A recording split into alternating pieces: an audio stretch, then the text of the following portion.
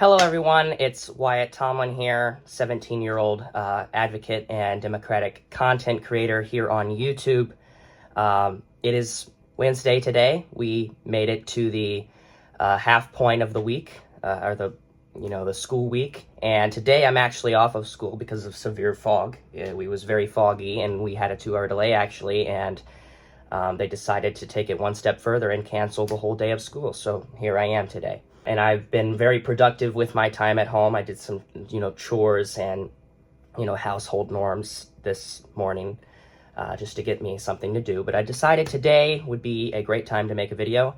And this might be launching, I would say, on Friday probably, because I've been trying to space out my content, directives and get that level of consistency that YouTube finds very niche and very necessary to have. So if you're seeing this on Friday or a date later, that's why, because I'm trying to space out my level of content. I might even premiere this on Friday.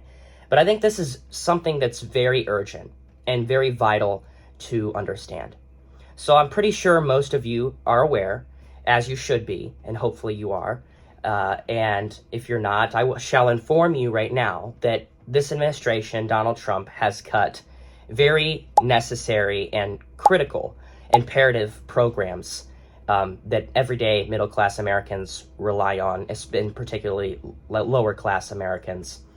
It helps lift a financial burden off of their shoulders, but he's sort of off the charts, and it's so negligent cuts, and it's not advisory cuts. It's not premeditated cuts. It's cuts without investigation, without, comprehensive scoping to make sure that maybe, we're spending too much in this category or we're spending too much in this program. It's just randomly slicing and dicing of programs without any, backlash or checks in between, or filters or second thoughts. So I just wanted to go over some of those cuts and show how it's very hypocritical and contradictory how these cuts are being managed while we are actually spending more in money and federal spending under Donald Trump than we were under the previous administration, Joe Biden. So if you see, I can read off some of the cuts that he has proposed. Since his administration, he has been on an onslaught of, protections and agencies that have a tentative goal. Like, for example, he cut up to 31% of the some budget proposals among the Environmental Protection Agency, the EPA. And his reasoning was because he emphasized reducing environmental regulations that his administration viewed burdensome to businesses. But we actually created jobs as a total of jobs under the Biden administration, 16 million jobs. And part of that was due to Biden's comprehensive policies regarding clean energy sectors and clean energy jobs. We can intertwine the two, protecting our environment and conserving our planet first, while protecting and even promoting and creating jobs. So that argument is completely negated. And then we see cuts to the Department of Education, which again primarily affects low-income individuals and the individuals with IEPs and disabilities, learning disabilities, and trouble concentrating in class. But this is massive proposed cuts to the Department of Education, around 10 to 13% of various budget proposals. And this is cuts to after-school programs. This is cuts to student loan forgiveness programs and cuts to public service loan forgiveness. And the reasons for this is to reduce federal involvement in education and promote school choice through vouchers, which actually diverts money from public education for private education, defunds our schools, which is literally what this administration is doing, hurting education, which we should be advancing as of now. I go to school. I know what it's like. I know many people who cannot read. I know, and I'm not going to throw people under the bus, but I know people who don't have proper education, who do not know literature, who do not understand nouns and verbs and things like that. I do, but most of that is because we've kind of digressed from talking about that in the later years of high school, and people forget about that. And I actually go out of my way to learn some of these things, like, certain pretenses and, what similes are and things like that. But we're cutting and we're reversing our logic in the opposite direction under this administration. There's also been huge, unprecedented, destructive cuts to Medicaid, and reductions in funding to the National Institute of Health, food stamps and SNAPs programs that are temporary missions to help reduce financial issues and living in a fixed income and in a tight budget. We've also cut, networking programs. Anybody who exposes Donald Trump or even reports on something that he does, he cuts them. He cut PBS, NPR. He cut National Endowment for the Humanities. He's cut National Endowment for the Arts. He's also cut international development for USAID, which is initiatives to help combat poverty and homelessness and starvation across the world that we've been paying into as a government for centuries or for decades. Clean energy, we've been cutting that. We've been cutting the Consumer Financial Protection Bureau to protect people and prohibit fraud and warn people about scam initiatives. But we've weakened enforcement capabilities to help detect those and changed leadership direction. And if we look at all this, this is simultaneously while we are spending more. We are spending more as a government and federal spending under Donald Trump, significantly, by the way. We are spending $1.6 trillion in discretionary spending. This is recreational spending. That means, if you don't know what that means unnecessary spending, non-compulsory spending that we do not have to do, spending that affects taxpayers with arguably personal interests. We are spending $1.6 trillion more under Donald Trump in 2025 than we were during President Biden's budget. You can fact check me on this. You can validate and authenticate what I'm saying. Do your own research for yourself. That is a fact. That is so outlandish. And the fact that they're going to hide by this pretense that they are saving money, that they are, being a warrior and a champion and a crusader for middle-income individuals, reducing their financial taxes and cutting that and, hiding behind the masquerade that they are helping lifting off a burden of the American people when they very clearly are not, because there are some other things that we are spending. For example, I'll get into this later, but $30 million in golfing has been perpetuated by this administration. $30 million in estimation, and it could be higher now. That was at early May, and it's what is it, the 7th or whatever. But this was as of May 1st. Taxpayers have totaled the cost and paid into Donald Trump's personal interest for going to his resorts and using the Air Force One. So that's unnecessary spending. And just, do you guys remember when Trump would, absolutely lambast Barack Obama for going on golfing trips like once every month? He said that the reason why nothing's getting done is because he's going golfing all the time, when Donald Trump singly in the first term has golfed I think it was 7 times more than Barack Obama has in the total span of 8 years. But he's golfing in spades.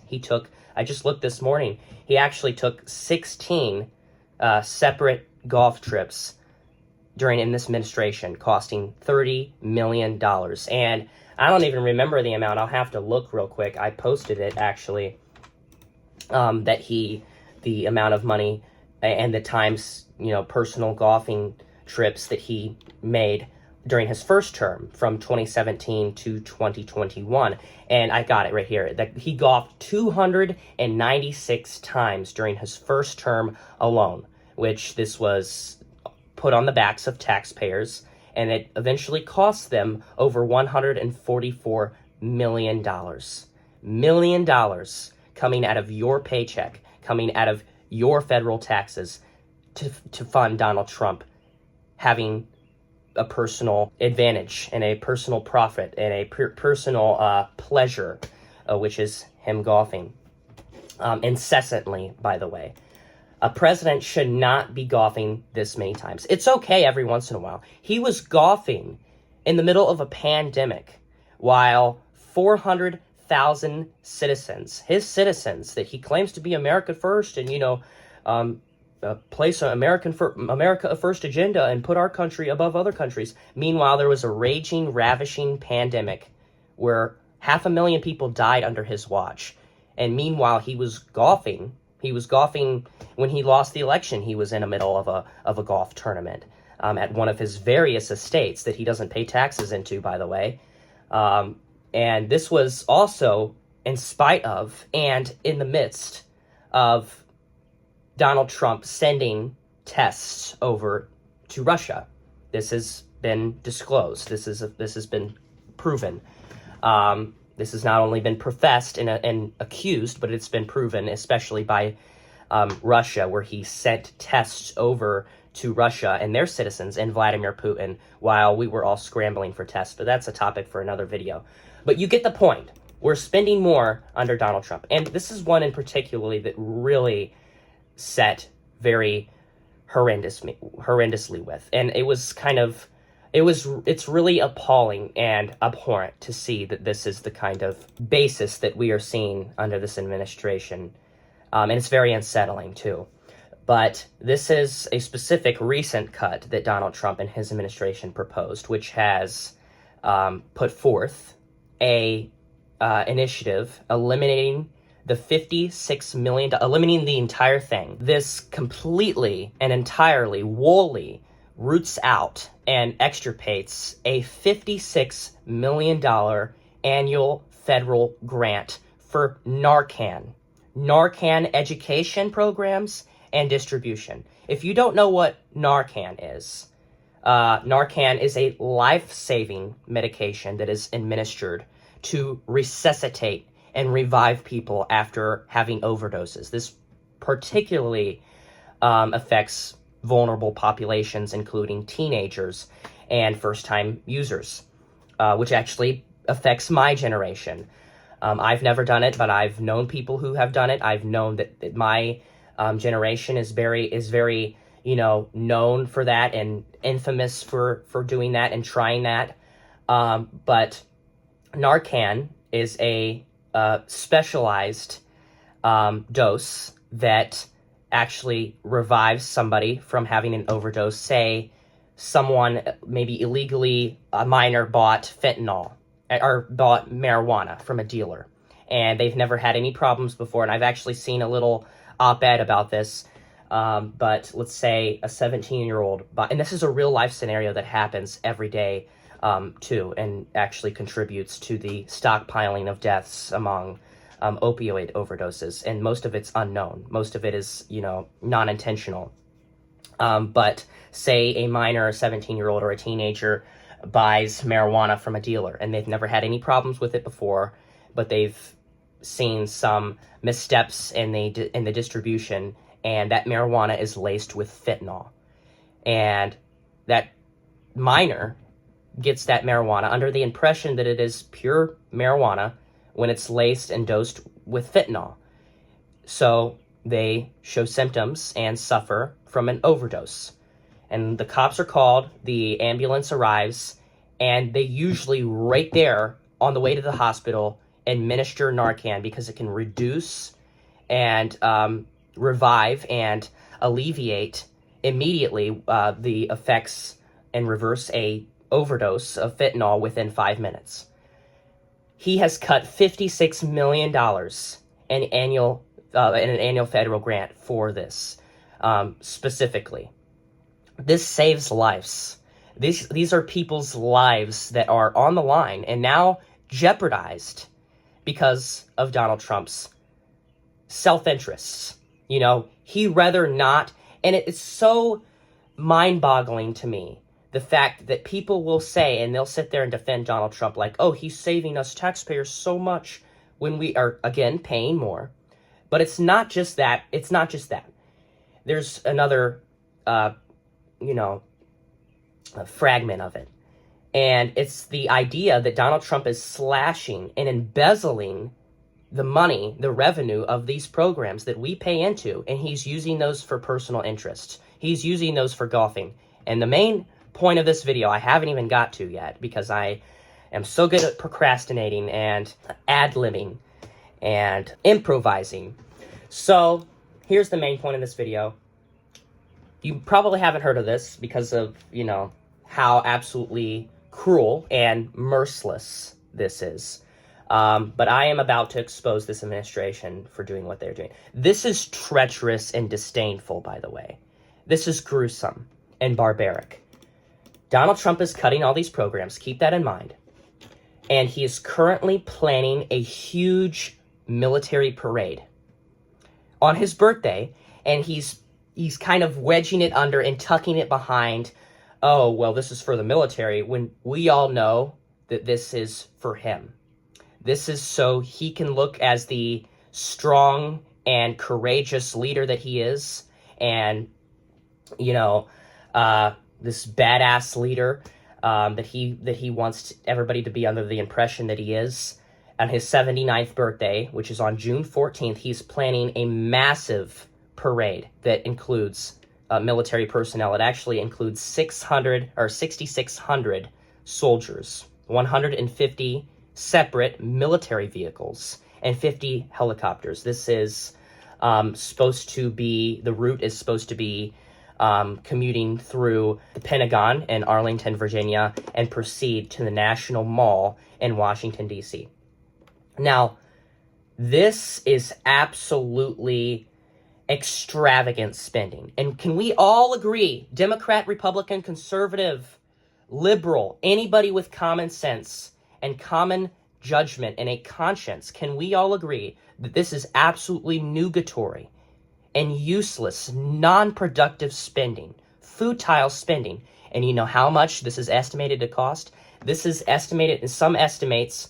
It says over here, it says, and these are a measure of different sources. This is according to the AP News. The parade, and with all the personnel and all the equipment, is projected to cost tens of millions of dollars, with some estimates reaching up to $100 million. $100 million.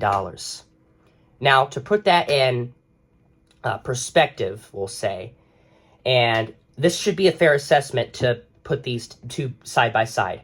The average American makes around $1.6 million through the span of their entire life. If you see that, that's almost 50 million times the amount that the average person will accumulate during their entire life, their entire existence here on Earth. That is preposterous, my friends. Where is the ration? That is so illogical right there. And I don't know how anybody can defend this. We are having these, blind expenditures on a parade, a Donald Trump themed parade, where, and I don't know what he's probably going to be on top of like a military tank or something, and he's going to be flashing and doing the fist pump and whatever. It's all just performative is what we are going to be seeing for this. This is $100 million. The rich are not paying for this, as they should be. You are going to be paying for this. You are going to be paying for this through tax hikes, through federal increases on spending, through maybe even state increases on spending. But you cannot say that you are aiming to be and vying to be and endeavoring to be efficient with money and to assist middle income individuals so they don't have to spend extra unneeded money while doing this. You cannot claim that. And that is exactly what is being proclaimed by this administration, by Donald Trump, by Elon Musk. And may I add, this comes for many programs that Elon Musk, who is coincidentally, it just so happens to be the chance that he is in charge of this agency that goes and slashes these programs that highly and tremendously benefit everyday Americans. And this is so coincidental, I know, but a lot of these programs that Elon, Trump's best friend, his butt buddy Elon, is cutting are agencies that have opened investigations and regulatory battles into Elon Musk and his companies while he continues to earn benefits from the government and has government contracts. But these are especially the Environmental Protection Agency, the Food and Drug Administration, the National Institute for Occupational Safety and Health, the Consumer Financial Protection Bureau, which we've been over, the National Oceanic and Atmospheric Administration, Social Security Administration. These are all areas that have feuds with Elon Musk and have released and instituted an investigation into Elon Musk and his companies. And as a return, he is literally derailing this ongoing investigations in a fair trial and a fair court, so they cannot go after him. It all relates to personal profits. It all relates to money, which is, deemed in the Bible, actually, for all you, upstanding Christians out there, and I'm a Christian too, but you cannot support Trump and say you're a Christian anyways. But for all you Christians out there, it says money is the root of all evil. And we are seeing that being exemplified to the absolute max under this administration. This administration is about profits over procedural efforts to help, moral and ethics.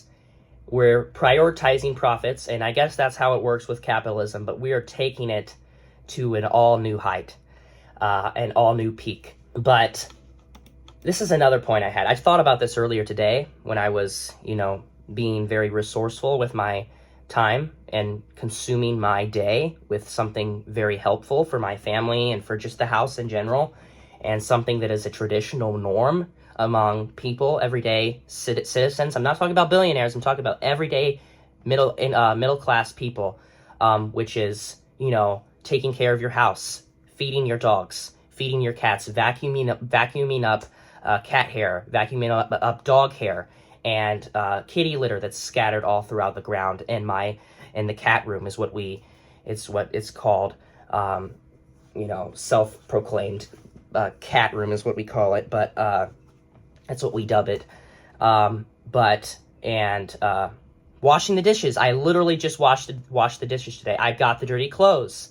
But do you think that Elon Musk, or just anybody, Donald Trump, Elon Musk, do you think that those two individuals specifically have ever fixed a problem with their car before? Have ever, did any scoping of their car and try to navigate through any issue breaking down on the side of the road? Do you think Donald Trump or Elon Musk have ever had to put something back because they cannot afford it at the grocery store? The answer to those two questions is no. Do you think Donald Trump has ever personally done the laundry ever in his life before? And I would argue no. Because he has chauffeurs to do that for him.